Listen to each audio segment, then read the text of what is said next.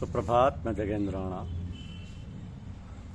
असीम, अगाध, अपार श्रद्धा, यह आज की हमारी आध्यात्मिक चर्चा का विषय। असीम, अगाध, अपार श्रद्धा। भगवान तो है, इतना तो हमें भासता है।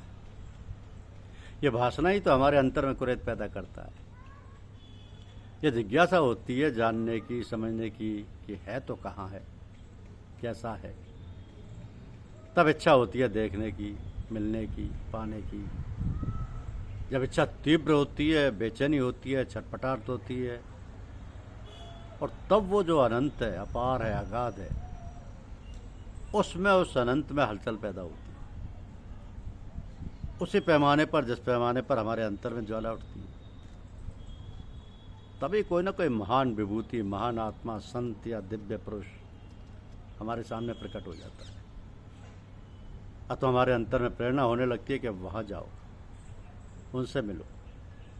इस प्रकार हमारा संपर्क होता है। जैसे कहते हैं गुरु, गुरु मिलने पर हमारी सारी शंकाएं, सारे संदेह नष्ट हो जाते हैं। और जिस प्रकार प्यासे को पानी मिलने पर शांति का आभास होता है, उसी प्रकार हमें सांत्वना हो जाती है। तो जैसे जैसे हम आगे बढ़ते हैं, वैसे वैसे हमको नई नई अनुभूतियां होने लगती हैं,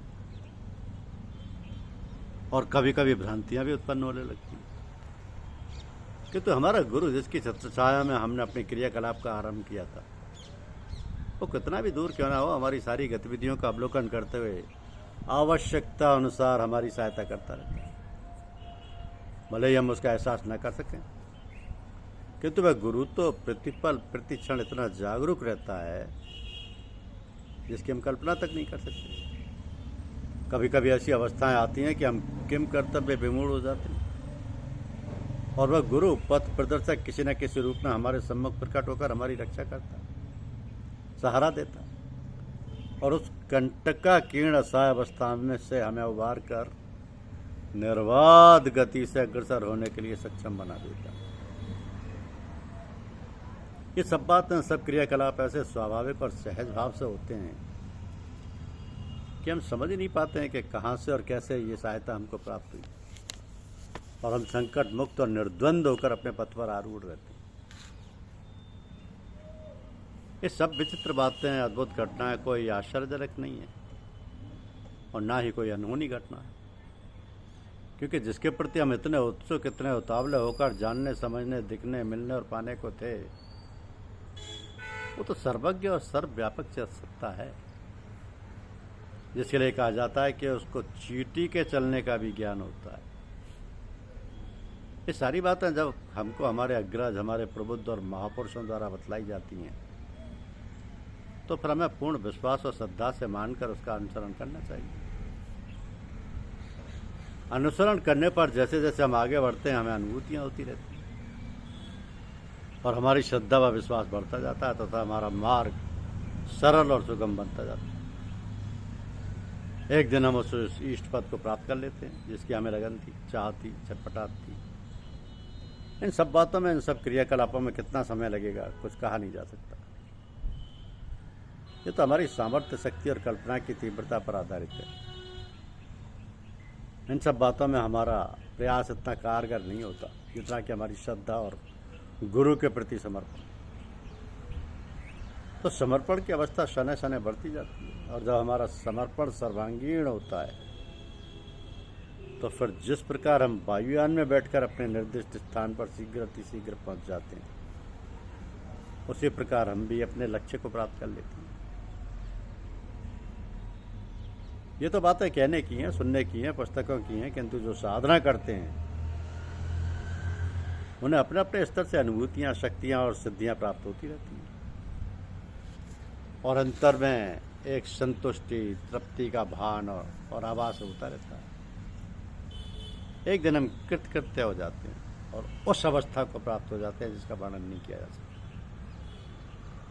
बिंदु सिंधु में समा गई, आत्मा परमात्मा में मिल गई, बस फिर क्या सारा खेल समाप्त। तो सभी साधकों को गुरु के निर्देशानुसार चलना चाहिए। 5 शख्सों का संग नहीं करना चाहिए। एक जो झूठ बोलता है और अहंकारी है। दूसरा नादान की जो तुम्हारे फायदे के वक्त तुम्हारा नुकसान करा देगा। तीसरा सूम के मुनासिब वक्त पर तुमको नेक काम में खर्च न करने देगा। चौथा नाकिस तबीयत यानी ओछा और कमीना आदमी जो कि वक्त ज़रूरत पर तुम्हारे काम ना आवे। और 5वां धोखेबाज के अपनी लालच देखकर तुमको नुकसान पहुंचावे। जो कोई औरों को वचन सुनाने का शौक ज़्यादा रखे और अंतर अभ्यास कम करता होवे तो उसकी समझ ओछी है और मन अंधा और नादान है और वह वक्त अपना मुफ्त खोता है। जो कोई दुनिया को प्यार करता है उसको भजन का रस कभी नहीं मिलेगा।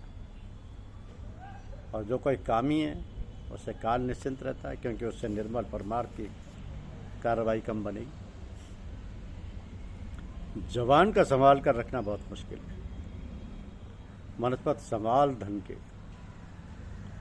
यानी नामुनासिब और बेजा वचन जबान से नहीं निकालने चाहिए और ना किसी की निंदा करनी चाहिए।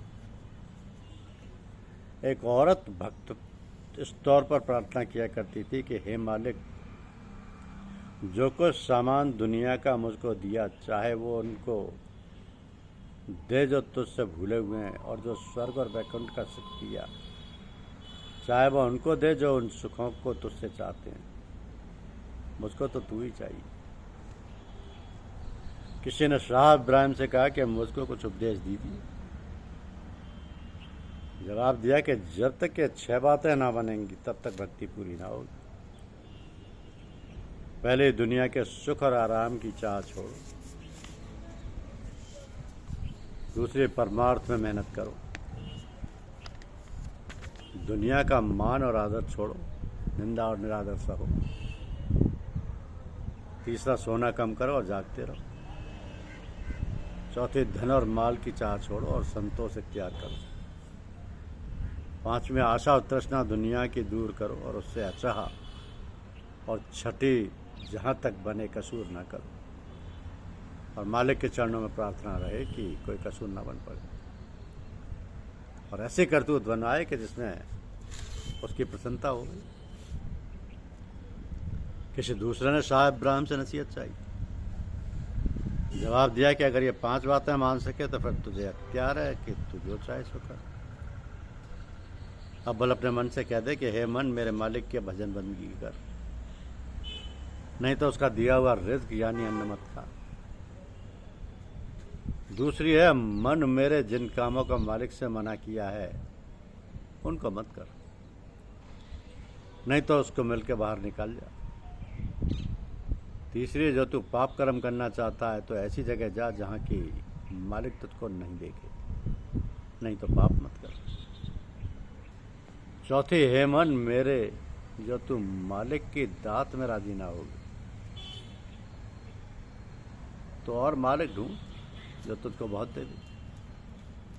और 5वीं है, मन मेरे, पहले इससे कि मौत आए मालिक की भक्ति कर ले और यह काम इसी वक्त से शुरू कर ताकि धर्मराज के पास ना जाना पड़े और नरकों के दुख से बचा हो। तो जो कोई अपने तय सबसे उच्चम चाहता है वो नीच है, और जो कोई अपने को सबसे ओछा जानेगा उसकी सब बड़ाई करेंगे। जो दिल में मालिक के मिलन का शौक पैदा करो तो उस मालिक का खौफ भी रखो। और सबसे बढ़कर काम मन के बरखिलाफ अमल करना। जो कोई मालिक को पहचानना चाहे तो चाहिए कि पहले जिस कदर बने मन को दुनिया के ख्यालों से खाली करे और उसकी याद में मशगूल रहे और उसकी सेवा में ठहरा रहे और अपने भूल चूक पर रोए और पछताए। जब अंतर की आंख खुलेगी और बाहर यानी लिफाफे से नजर हट जाएगी तब सिवाय मालिक के और कुछ नहीं बचेगा। जीवों के मन 3 तरह के हैं, मन मुर्दा, मन गाफिल और बीमार, और मन सही और दुरुस्त। मन मुर्दा संसारियों का है जो मालिक का भजन नहीं करते। मन गाफिल और बीमार गुनहगारों का है जो पाप कर्म करते हैं। मन सही और दुरुस्त उनका है जो हमेशा होशियार और चैतन्य रहते हैं, यानी अपने मालिक से डरते हैं और उसका भजन करते हैं। तो मालिक की बंदगी और भजन से एक क्षण भी गाफिल नहीं होना चाहिए, क्योंकि मन बड़ा मक्कार और दगाबाज है। हर वक्त इस जीव की घात में रहता है और जरा भी काबू पाने पर इसका बेशुमार नुकसान कर देता है।